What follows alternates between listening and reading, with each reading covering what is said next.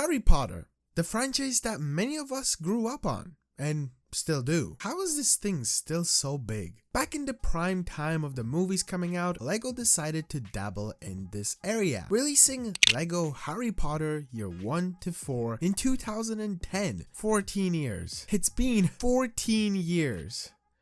Oh dear. Also, this game came out while the movies were still also releasing, so hence the year 1 to 4. But a year later, TT Games did come out with year 5 to 7. So this will be a two-parter video, I guess. If you want to see it, subscribe or like or one of those, up to you. Anyway, without further ado, let's see how the story goes in the world of Harry Potter and Hogwarts. The first movie up is Philosopher's Stone, or as you Americans like to call it, the Sorcerer's Stone. I don't understand why they made this change. And we start off in Private Drive, where Dumbledore confuses a cat for Professor McGonagall. The main reason they're both here is to wait for a delivery from Hagrid, who comes crashing down on his flying bike. He has a baby. I know that sounds weird, but it's Harry Potter himself. Look at him. All tiny and small with his little scar. They all leave him at the doorstep. This all sounds so weird when you try to explain it like this, but thankfully, and also not thankfully, this wasn't just any doorstep. It was the Dursleys' home, who are Harry's uncle and aunt and also his cousin. Not the best people, like at all. Harry basically becomes their servant over the years. Thankfully, all of this kind of comes to an end after a letter shows up.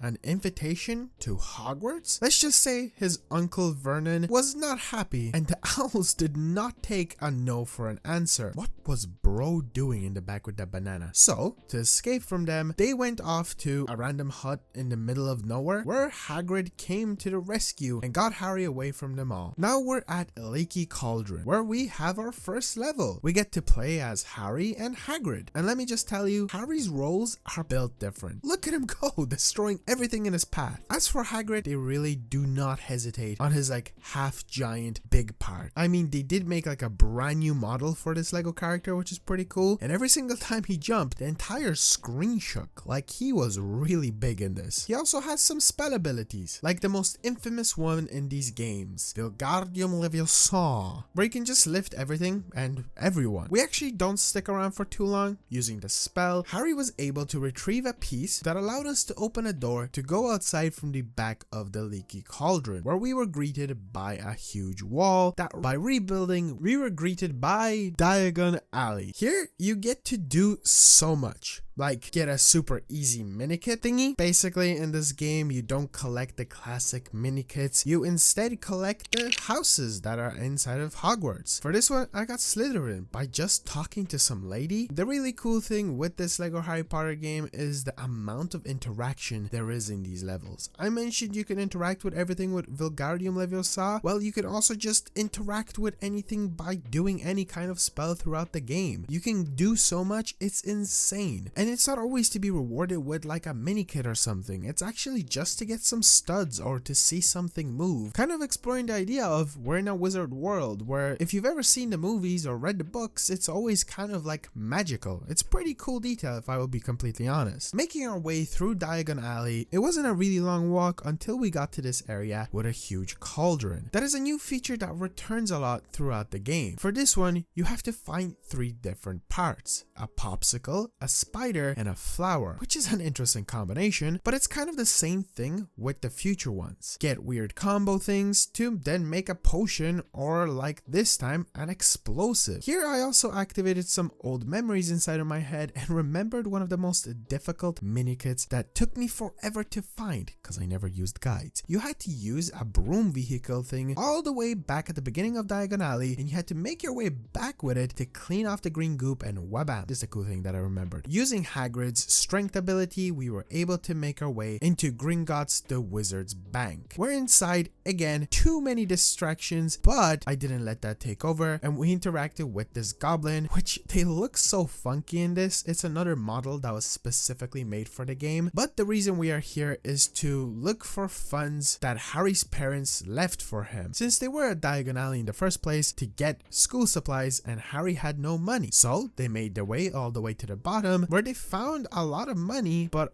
also a small bag, spoiler alert, is the Philosopher's Stone, or well, Sorcerer's Stone. With all of this money, back outside, they were able to go to the wand shop, where through trial and error, Harry got his beast of a wand, and also Hedwig, his owl. And that was the first level. This outro is nostalgia at its finest. Outros in LEGO games are kind of really important to me. They always do kind of like summarize the entire game with the collectibles. And inside of this game, you have the mini kits, you have your Triwizard achievement, and also there is a different one of finding a student in peril, which I didn't find in this level, but essentially it's a thing that you just find students around the place and you just rescue them. Also, you can find up to 3 characters in these levels, which is another insane thing. Now it's time for Harry to get to platform 9 3/4, which isn't anywhere easy to find. Thankfully, the Weasleys were there and showed him that there's a secret way to get through that actually causes Ron to crash into Harry and break his glasses. But Hermione was there to come to the rescue. The trio has formed. Using the Hogwarts Express, they arrived outside of Hogwarts itself, where Hagrid came to transport them along the way. Were those fingers? Does Hagrid have fingers? Why does Hagrid have fingers? That doesn't look right. Why does a minifigure have fingers? Anyway, at Hogwarts, they were choosing which house they were going to go through, and Harry got Gryffindor, as did Ron and Hermione. And now we're in the Gryffindor dorms themselves, where instantly you can just explore freely. Inside, I had to just try out everything, and I got my first free roam gold brick, which is the good old classic LEGO system. Collect all gold bricks and you basically get 100%. Now, the way they're accessible in this game is definitely interesting and different from any future non-Harry Potter games, but more on that later. Making our way out, we had to do a small objective of getting a dresser out of the way of this exit, which is a painting. It's kind of complicated for Harry Potter stuff, but we get greeted by a ghost. It gets a bit even more complicated. But this is a character that essentially shows us our way throughout Hogwarts, since there is a lot of exploring it and it can get a bit confusing. I'm pretty sure this is the first time that LEGO has done this kind of a system that we have seen return multiple times ever since. Following the ghost, we have more mini things to do, like get the stairs to move so we can get to a different floor. The way you do this is by using Ron's rat that you can turn into. Using the rat, you can push a lever that rings a bell and alerts the 3-headed dog and scares a painting guy. Oh, actually, meet Painting Guy, a character that is probably the most helpful part of this LEGO game and somehow finds his way to help you out in like just always. Well, with him actually doing his job, we were able to progress further through the rooms until we get to Professor Filius Flitwick. One of my favorite professors who just changes all of a sudden in the movies. They opted to make the character look like the newer version in this, which only happened in the 3rd movie, Prisoner of Azkaban. For some odd reason in this game, they just decided to use the newer version. It's kind of interesting how it happened. Well, he's here to teach us favorite spell, Wingardium Leviosa. To do this, the game has you complete a small task to add more to this game basically. Since this isn't an actual level, it's just like a short little mini side objective that is pretty easy, and it kind of gets you into the swing of how to use spells by using your top left corner around your character. You basically have a selection of spells. Right now, we just have one, but it's kind of an interesting feature that they have inside of the game. Once we get this spell, we can open up a new door in Hogwarts, where again, more spell usage, and we make our way through the Great Hall. Well, Malfoy, the little rat that he is, throws food at Hermione and she scatters off in tears. Just as this happens, Professor Quirrell sprints in, alerting everyone that a troll is in the school. Well, I assume he means a troll. And Harry and Ron decide to go rescue Hermione, who ran off to the girls' bathroom. Oh my god, look at him. He's so big and ugly. I love it. Anyway, it's a normal level from here, just making our way through the corridors of Hogwarts while using all of the unique abilities that the characters have, until we get to this part where the painting guy disguises Harry as a girl. I don't remember this happening in the movie, but you know what? Whatever. It allows them to get into the bathroom. From here, boss fight happens with the troll who nearly killed Hermione. This boss fight was super easy, but what's not good is the amount of distractions there were. It's like they make the boss fight super easy, but they're like, hey, look, you can turn this thing with your spell or this thing, and look, studs. But if you actually do try to do the boss fight, you essentially have to throw stuff back at the troll himself and then use his own club to knock him out. Just as they got him, the teachers actually did show up.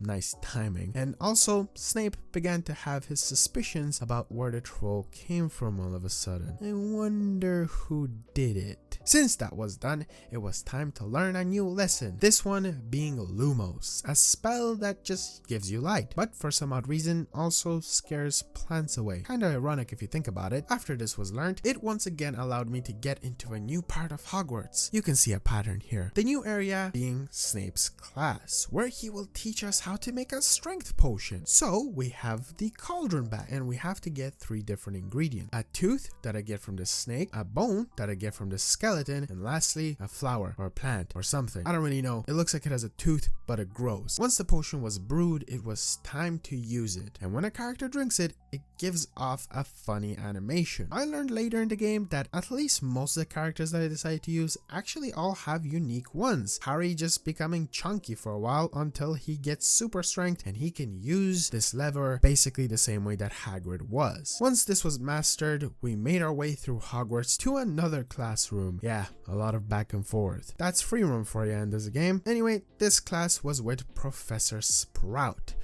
Get it? Sprout, because plants. Well, the reason we had her was for a lesson that was basically expanding on the Lumos spell, but to demonstrate it, we had to rescue Ron from some vines that just attacked him and pinned him to a wall. And then of course, we just rescued him by using the spell. Yeah, I know, crazy. And now, once again, we were off to another lesson. Ooh, this time with brooms, which went bad because Neville got hurt by falling off of it. Of course he did. And from here, he was rushed off to hospital. Malfoy once again decided to throw around Neville's snow globe that fell out when he fell, and Harry the hero decided to retrieve it. Oh, so now we get to fly. Again, I do believe this is the first time a minifigure gets to fly if we're not counting spaceships or planes or choppers, which is pretty neat and fun to do. The cool detail was that Hermione can't actually fly a broom, like her character basically freaks out, and this shot perfectly over exaggerated. After all of that, I made my way to the Quidditch pitch, which allowed me to go through different parts of Hogwarts, like this bridge that I had to rebuild. And of course, on the way, I got distracted. Genuinely one of the best bits about this game. Everywhere you go, there's just something to do. Also, I discovered how you were able to get red bricks in this, or should I say red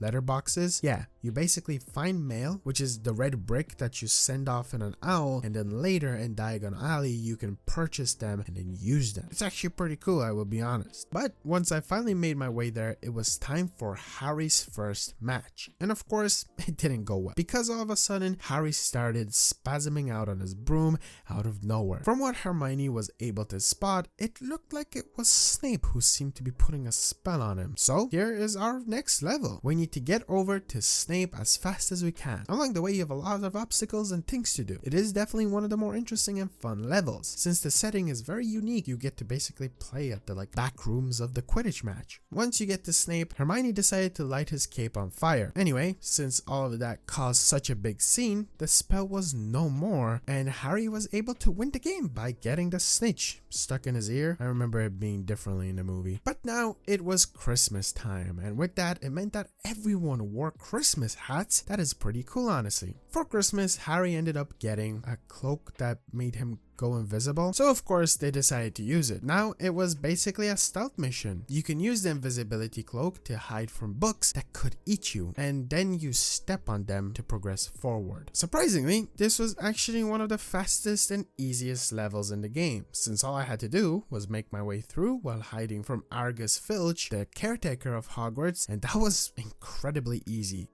Game is made mainly for kids being easy. I will be honest, sometimes they can actually be very tough, and it does happen in this game. Well, at the end, Harry found the Mirror of Erased, which basically shows you what you want the most. And of course, he saw his parents. Damn dude, that's pretty sad. And they got caught by Dumbledore, which after he sent them off to their own rooms, the old bastard was doing something with that damn Philosopher Stone, Sorcerer's Stone. What are you up to, old man? From here, we're off to Hagrid's home to figure out what was happening to unicorns. We also have Malfoy joining us along as we all went to the Forbidden Forest to figure this stuff out. And let's just say Harry and Malfoy found out who was doing it, or really what? Ugly looking thing. So now it's time to go rescue both of them. In this level, you get to play as a dog. What? And no other dog but Fang himself, the MVP of Harry Potter, of course. I will say, progressing through this forest level, they really show how Fang is the best. Look at him. He can climb ladders. If that's not a cool dog,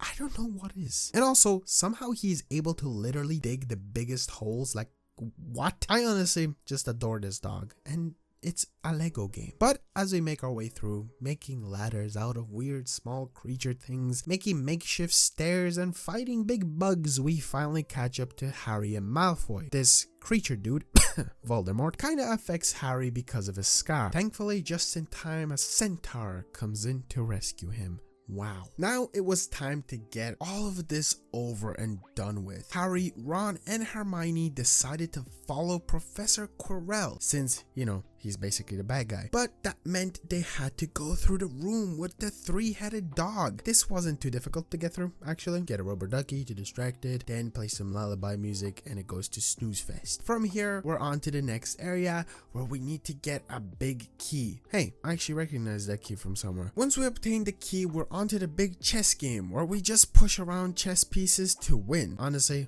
underwhelming stuff, but that's kind of what chess is. I feel like this could have been a bit better though, because the movie was, I guess this bit was way more interesting in it. But after, we once again find the mirror and Quirrell, who makes Harry look into it, and what would you know, pulls out Philosopher's Stone, Sorcerer's Stone, and oh damn, yucky. Yeah, so if you didn't know, Quirrell is like the body that let Voldemort live in. Like, I don't get it. It's can't, the Two Faces, I don't know. Defeating him was super simple. Run around to avoid his attacks until he uses a green flame that you can hit him with to get his heart down. And repeat that 3 times with the room kind of falling apart and becoming more difficult. You'd kind of think that he'd stop using that same attack since it was so easy to take him down. Anyway, after we defeated him, I got a trophy. That's pretty neat. But the strat to fully take him down was to touch him, which went well until he came back as a ghost and basically knocked Harry out by scaring him. After all those shenanigans, the day was rescued and they were all rewarded with beans. Well,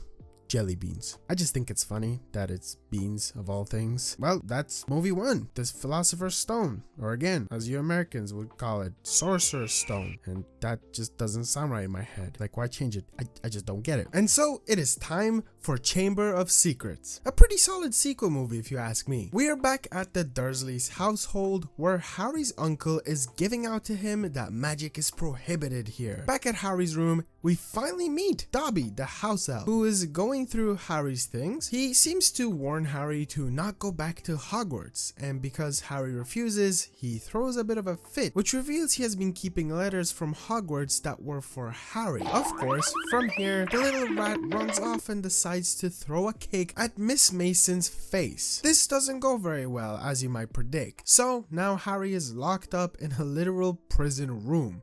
But of course not for long, as Ron pulls up with a flying car and breaks him and Hedwig out. And now we're at the Weasleys' home. This level is honestly great. I love the setting we're in. Being outside and able to do a bunch of different things, like throwing these little things at things. They're so small and weird looking. I threw one at a basketball hoop. That was fun. Well, anyway, after I was done messing around outside, we get to play inside of the house. This just makes it even more cool. It's not an oversized place to fit a Lego character inside of a level, but an actual well-made and laid out interior of what I'd imagine a smaller version of a house to look like. Inside, apart from the many distractions, we had to get Ginny out of a cupboard that she was hiding in. We needed her to allow us to progress through by talking to a photo of everyone from the Weasley household, which makes complete sense. This got us the flu powder, that if you don't know, you say where you want to go and then throw at your feet, which then teleports you to a said location that you said yourself. Since this is an older game and characters don't talk in this, Harry is actually supposed to say Diagon Alley, but he combines the 2 words and basically says Diagon Alley, and that as a result teleports him to a completely different place that he slowly explores and by grabbing a hand, it rips off his. But as he falls to the ground, we get greeted by Hagrid. So now this level has us concentrating on these two characters, exploring the interior of this place, trying to make our way out of here. Once we're outside, we're in kind of a sketchy part of Diagon Alley. But once we get out of this part, we see a bunch of people rushing to a certain place to go see Gilderoy Lockhart book signing, where inside we meet Malfoy's dad and Malfoy himself, who seems to have switched out the books by taking the Lockhart copy and then replacing it with a different one, and then Ginny takes it with her. Interesting. Woo! New end screen! After all of that, Harry and Ron fail to get through the secret way into the 9 3/4 platform because of Dobby, so they decide to use the flying car, which doesn't go very well as they crash into the Whomping Tree, and because of that, Ron broke his wand. That's great, but alas, we are at Hogwarts. New year, new me.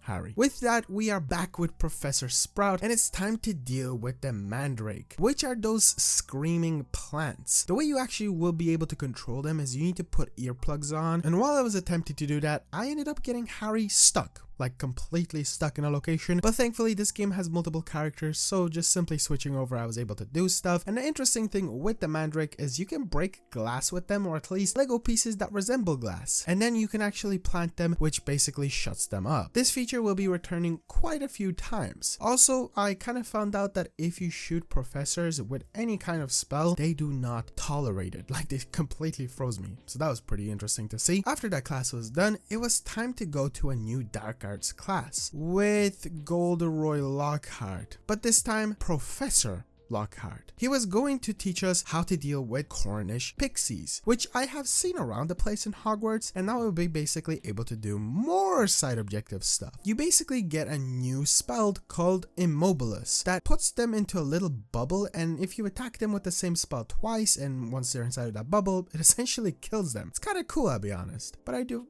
also feel kind of bad for the little guys. Actually, nah, kill them all. So after dealing with a whole bunch of them as they caused havoc in the class, we were once again off to another Quidditch match. But before that, Hermione, Harry, and Ron ran into some spiders carrying very little things, which led them to, the caretaker's cat hanging dead. Oh, and also some symbols. Didn't expect a Lego game to have this kind of a thing in their game. I know characters die, but damn, this was kind of dark and impressive at the same time. It's also actually accurate, so that's pretty cool. Anyway, at the Quidditch match, a rogue bludger ball decided to start chasing Harry around and trying to essentially knock him off. Once again, through Hermione's amazing investigation, she found out that Dobby, in some kind of way, was the one doing this. So basically another Quidditch stand level. I mean, I'm not complaining. I kind of dig these levels, and also this one is a bit different, with it being actually more of a long boss fight throughout the whole level, where you continuously hunt down Dobby to stop him from trying to kill Harry. It wasn't too long of a level, but when we finally got Dobby, Harry was able to catch the snitch, and he crashed as a result because the ball was still hunting him down. When he crashed, he broke his hand, and Lockhart decided to attempt to fix it, which instead made it all flabby and yucky. So we were back with Harry at the hospital.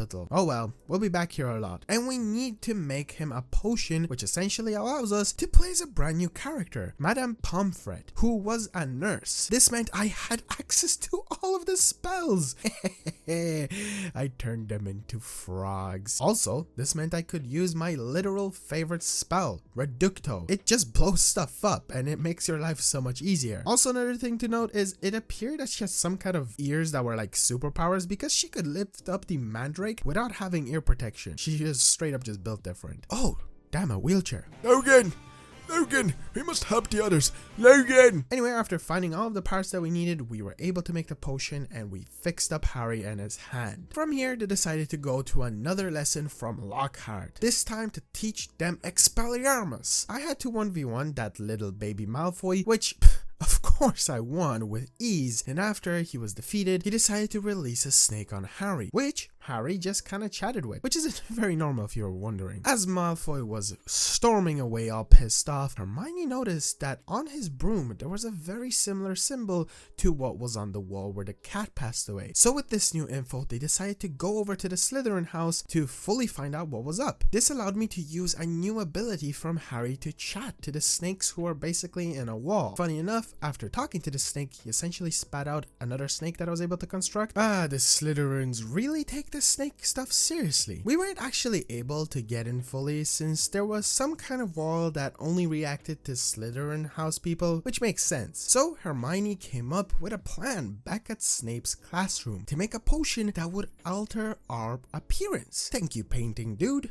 Very cool. So we had to collect a hairpiece that I got off by definitely not killing a student. I assume he's completely okay. An apple that I got from one of the pixies, and lastly cherries that I got from a plant that just grew out of a cauldron. By doing that, we kinda unlocked characters that we were able to select. So I was able to turn into that guy that got killed. I mean, not killed. This is essentially the way free roam character selection works in this game. Not like now where you just hold down a button and a whole ass character list pops up. Also, I will say, this game has an actual impressive amount of characters, even if most of them are just literally the exact same thing, copy and paste. Since now we were able to use this Finch guy to fool the painting, we were able to make our way into the Hufflepuff side of Hogwarts to get into the girls' bathroom where a level started. Here we basically had to make the potion again by gathering all of the parts. After we did that, everyone took a drink, and it's interesting the way Harry and Ron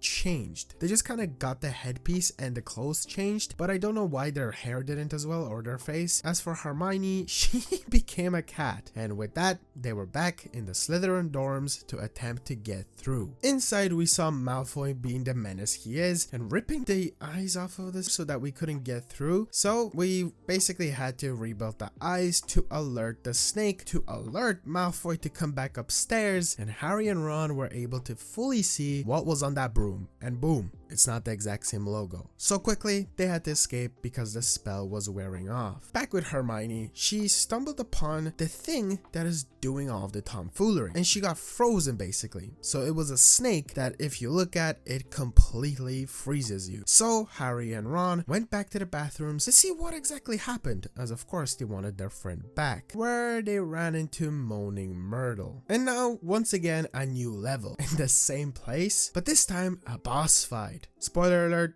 we will be back here again and again. I know, crazy. After defeating her, she threw a book at them, which had this symbol that they were after, and it sucked Harry inside of it. Well then, okay, a lot happens here. So it appears we are back in time. Since the color changed, we see a man and Dumbledore standing together as what appears to be Myrtle's body coming down the stairs. And then the person gets distracted by a big spider. Okay.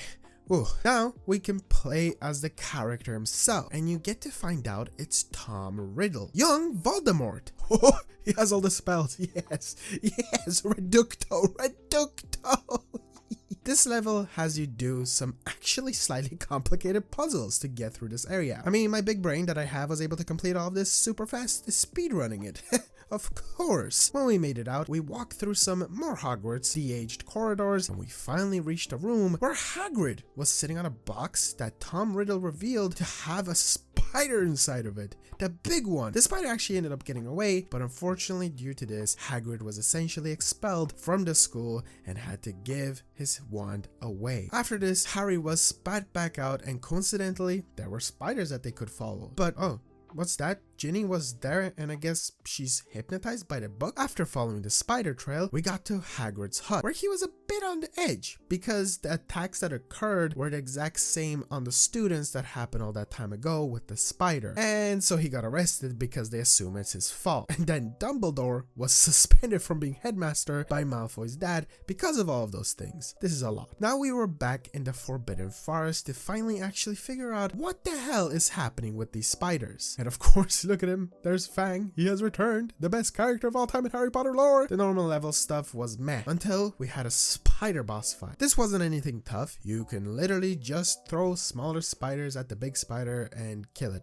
How ironic. But you actually don't kill it, because after that, you get really pissed off and it gets really spooky for a second until the flying car came into the rescue and a flying bike with it. Is this now a canon vehicle in the Harry Potter lore? So now it's a good old running away from something mission, but in cars and a motorbike. These, you know, they're cool. You basically just run away, and it's kind of like a thing that we have in a bunch of Lego games throughout history. They surprisingly don't get really old, and they're a nice thing to get every so often. And of course, they get away with ease. Both the bike and the car escape.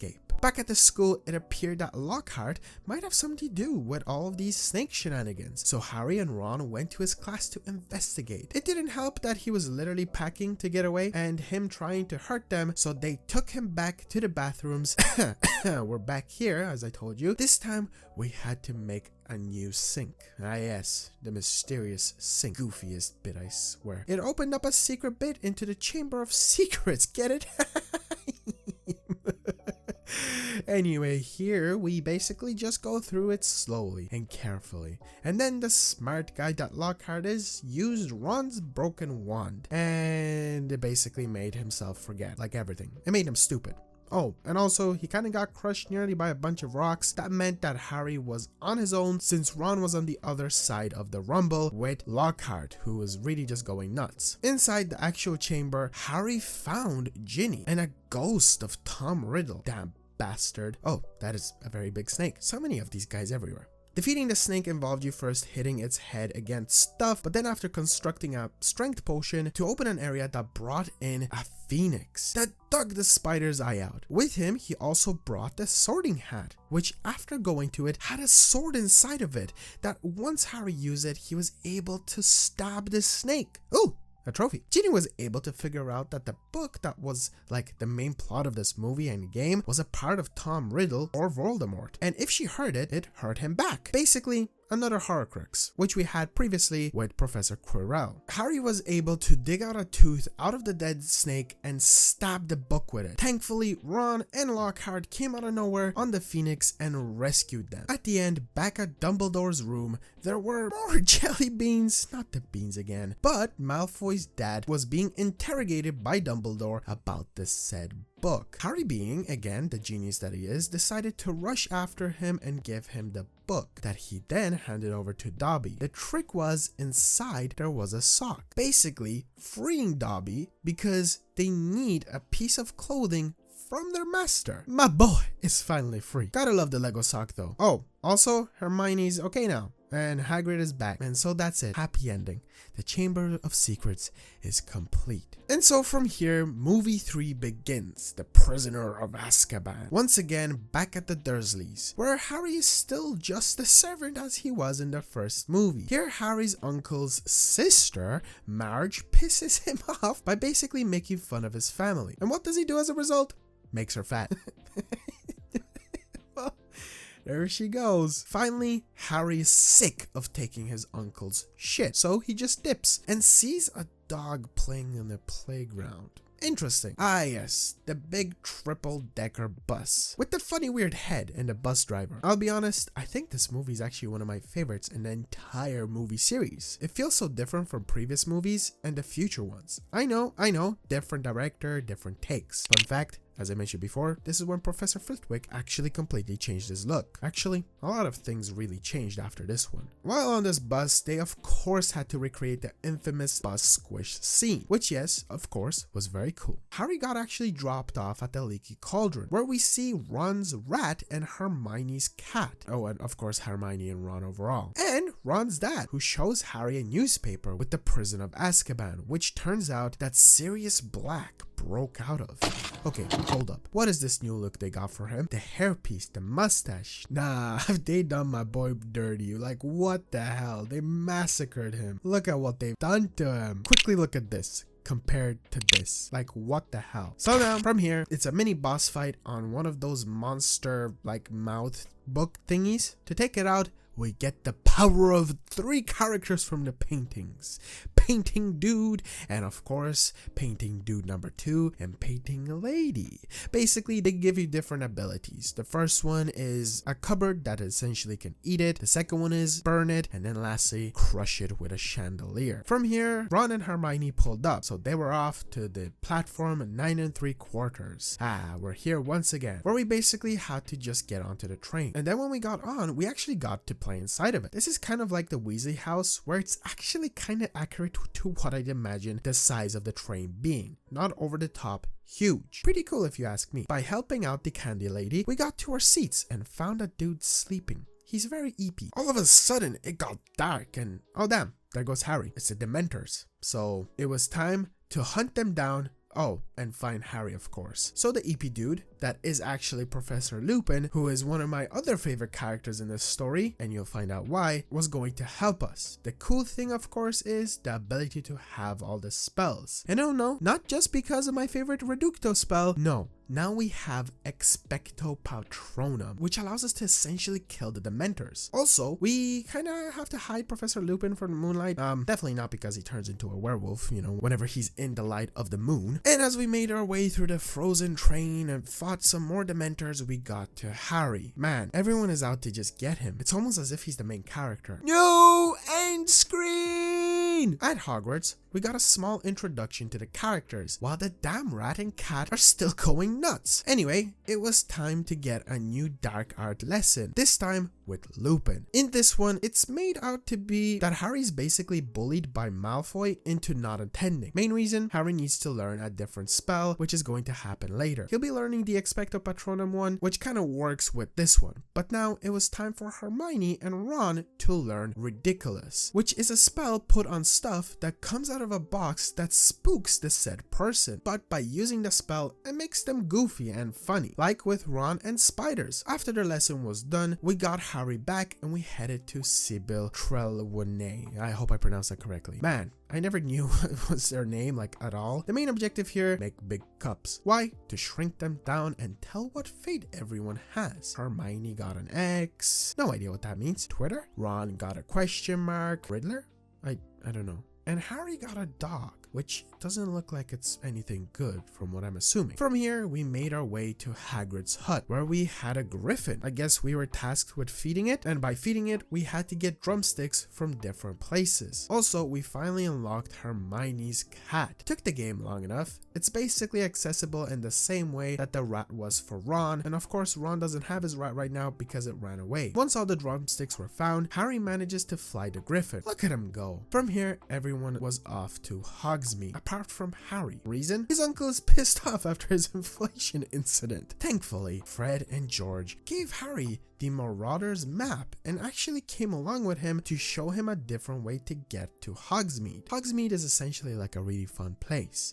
Here I also learned that the thing that both Fred and George are scared of is Voldemort and the old version of him, until they turn him into Mabebe, which is kind of funny, you'll find out later. To get there, we use from what seems to be some secret underground tunnels, essentially the backrooms of Hogwarts. At the end of the tunnel, we pop out in a candy shop. This is pretty neat. Obviously, plenty of distractions for my small-brained head until we made our way outside.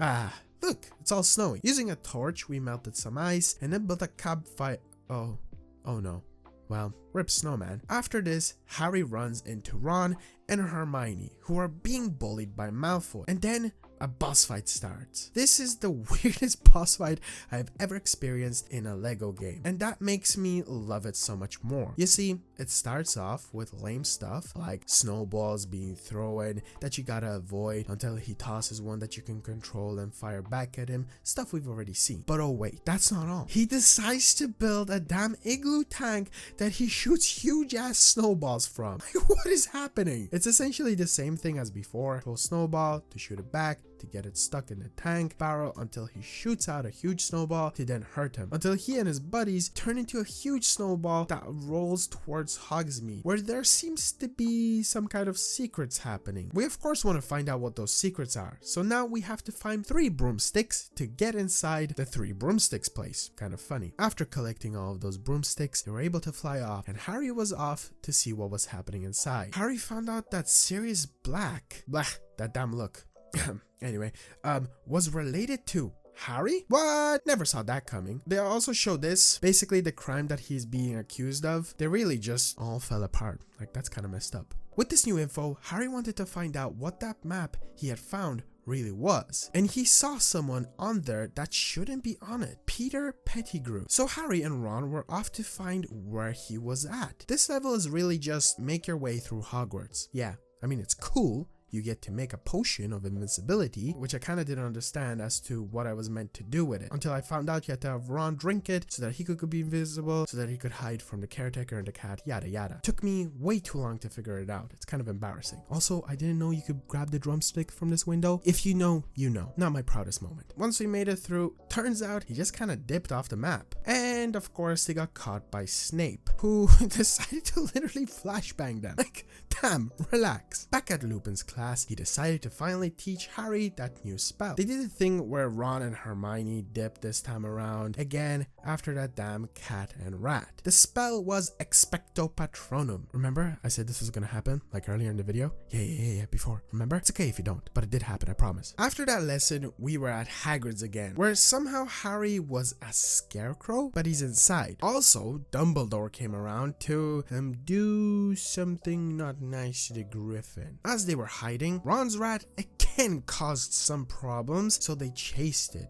to the Whomping Tree, where a dog showed up and dragged Ron down to its roots through a hole. Okay then. Well, it was down to Hermione and Harry to fight the tree, and after it was defeated, we were able to get in, where once again, a lot happens, so give me a second. They walk through a door into a creepy hut where Sirius Black is, but then Professor Lupin shows up and they're buds, but then Snape pulls up and all of hell breaks loose because Harry does something to him. He just kind of ceases to exist and evaporates, and then the rat runs off into a hole. Cue hunt down rat moment. We get to play as Sirius Black, and oh man, I can't. Like, he's just so ugly. Like, what? Okay, going past that, we make a giant mousetrap and catch the rat, which allows Sirius Black to explain what happened. Turns out it was that damn Peter rat guy. Oh yeah, right, I forgot to tell you. Ron's rat, that thing that's been with him and his older brother for like so many years, yeah, been Peter Pettigrew this whole time, right after he did this goofy thing. That's why that cat has been going nuts the whole time, or at least more now. Long story short, he's innocent. Sirius Black, that is. But since it's a full moon, the big reveal, Professor Lupin is a werewolf.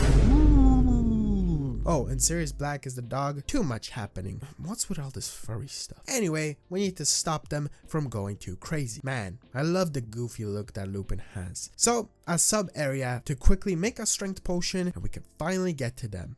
Oh, damn, he just kind of uppercut him. Thankfully, some kind of howl distracted him and allowed Harry to go help his uncle, which didn't go so well, as out of nowhere a bunch of Dementors showed up to mess him up.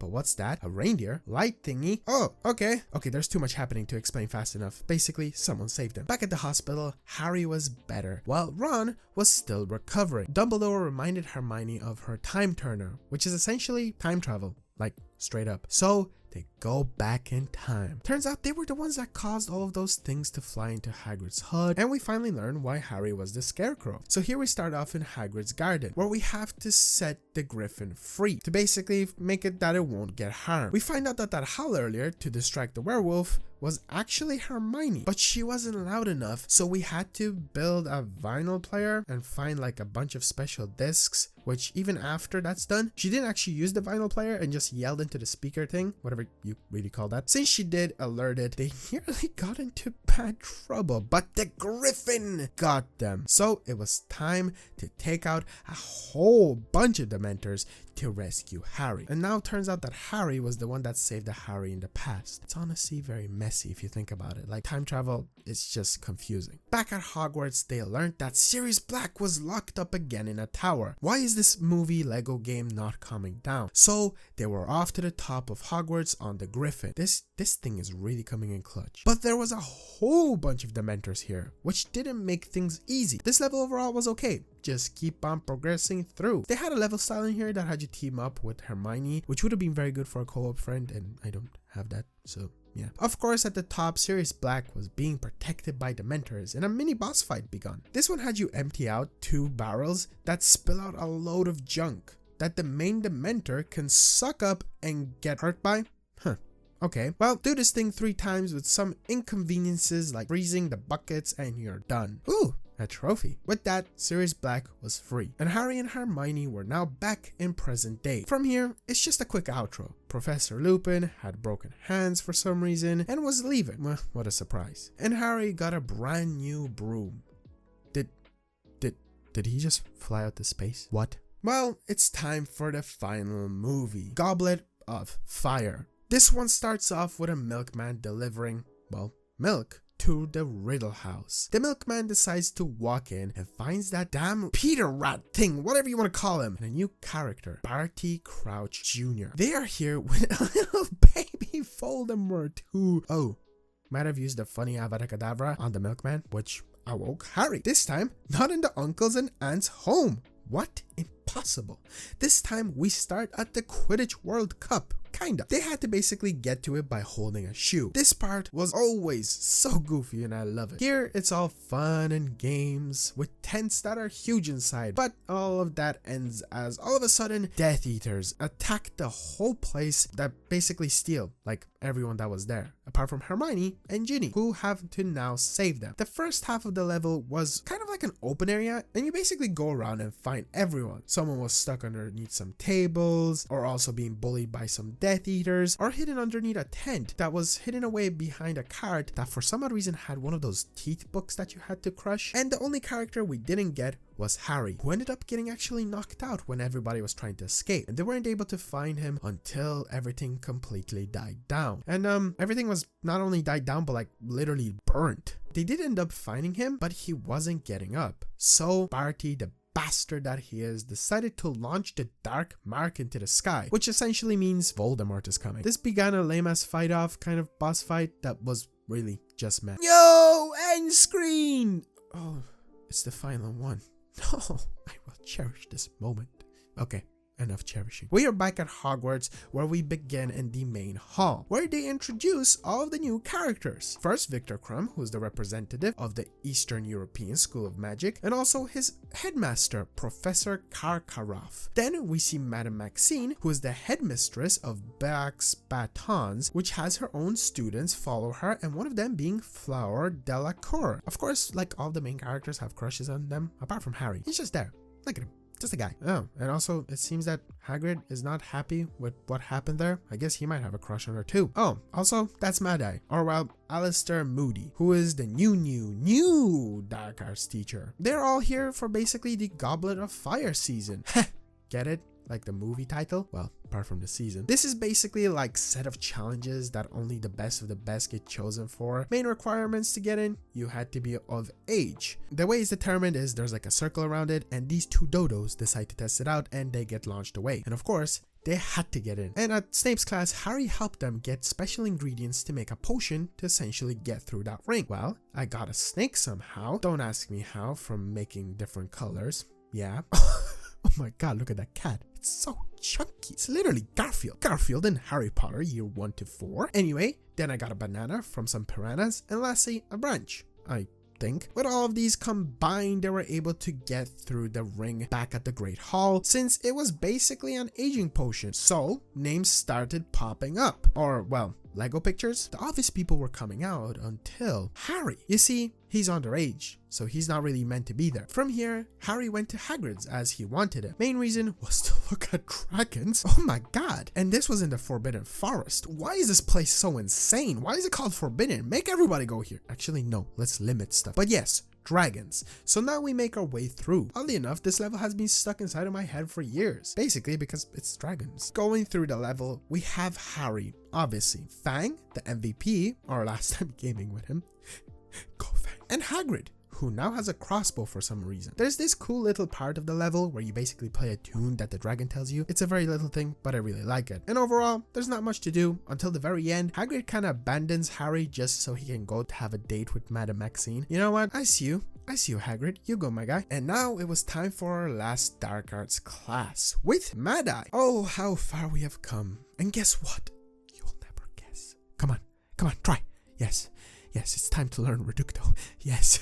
Now I've gotten that out of my system. It was time to get an old egg from an arena that has a dragon after you. You see, Harry isn't really just meant to be here alone, at least in the movie, but since it's a co-op game, Hermione fell in here somehow by a photo to getting taken. Like, whatever. Another banger level, I will be honest, it's pretty good, where I have to constantly build and break my way through mini-ish obstacles to get to the egg/dragon. Also, for building this, I for some odd reason got a mini-kit part, no idea why, even though I don't think I was meant to do that. Oh, damn, and the dragon broke out. So Hermione and him were off on a broom and dipped to the top of Hogwarts. Again, kind of crazy. This mission turned into a slightly altered version of the runaway thing that we've seen in the past, where the camera is in front of you, you're running at it. This one, it kind of felt like more of a freedom-based thing. I was able to do more stuff, or at least it was just because the dragon was slower. Like, I got some collectibles, which was pretty neat. And they returned and got the gold egg. The first challenge is complete, and Harry's still going. The egg seemed to basically screech when it was open, so Harry found out you can go underwater with it to essentially hear what it is actually telling you. So to do this, he went back to the bathroom. Yay, we're back here once again. One sick thing in this level is we actually get to play as Moaning Myrtle, who doesn't really do much, but still a playable ghost character. This is actually pretty sick and a nice thing to get to experience. We had to find out a way to get underneath the bathrooms, which involved us collecting shells. We got some help from the painting dude, thank you very much. I do believe this is the last time, so shout out to my guy. And then after getting them, we were able to go to the bottom where there wasn't enough water. So what he decided to do was attack a painting mermaid, where we drained all of their water. She got pissed off and threw scorpions at me that killed me a few times, but I helped her out and then we got more water. Oh,